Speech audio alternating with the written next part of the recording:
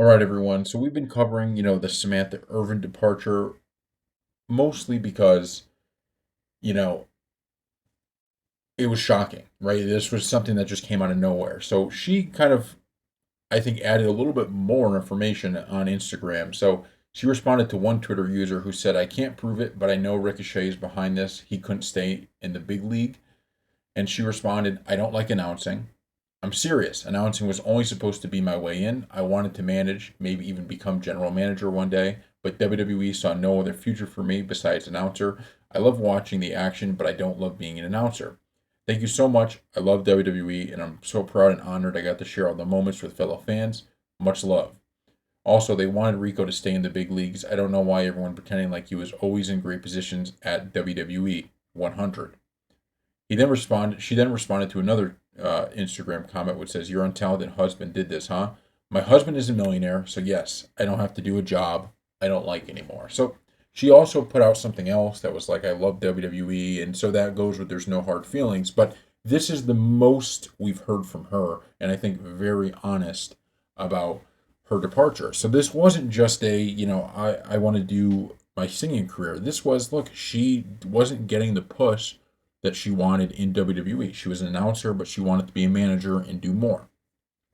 And you can't necessarily blame her for that. If you're doing a job you don't like, it's crazy because she's doing a job she doesn't like, but she's so good at it. So I always think when I read stuff like this, it makes a little bit more sense now because it just made no sense really.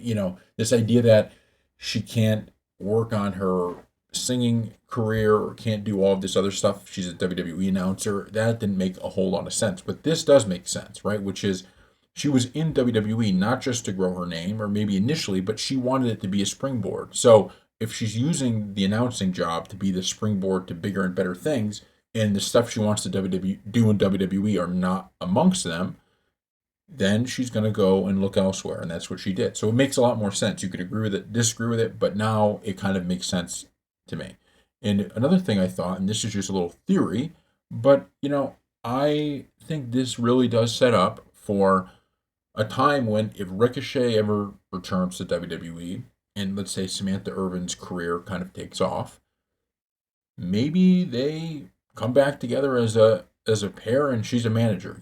I wouldn't put it past WWE to do something like that. And honestly, I'm kind of shocked that they weren't willing to push her into, that. I'm kind of shocked, to be completely honest with you, because, you know, it feels like it'd be one thing if she was just an announcer and nobody really, it's like, okay, she's on screen, we get it. But she was growing in popularity. She had fans. A lot of people really liked what she was doing. And so you would have thought they would have tried to use that to be like, okay, now's our time to capitalize on that, right? She's getting known with the WWE fan base. Let's use that and go forward with, her as not just a announcer, but as a manager. I'm pretty shocked that they didn't go forward with that, but we'll see if that happens in the future. So thank you all for watching, and we'll see you next time.